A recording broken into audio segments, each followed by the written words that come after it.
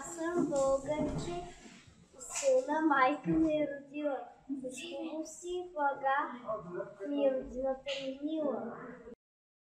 За свободата на народа, мъченикност на живця, цата българино най-велик.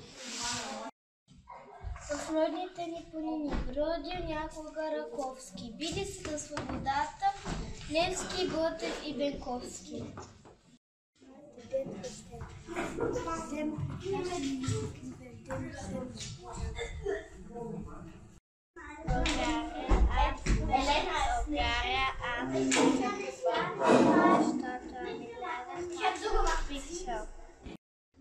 Трети март е една обикновена дата, ден обикновен по-стари света.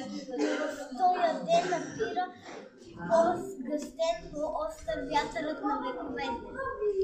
По пътеки се лай вулкани българските роди синове и провеждат те народа по тръмливия път на осъзнаването и на свободата.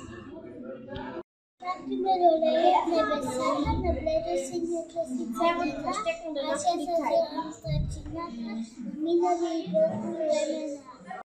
Вече да се будя, за да крия живите следи на думите им в пътя труден, дълба в живота ми бръзди.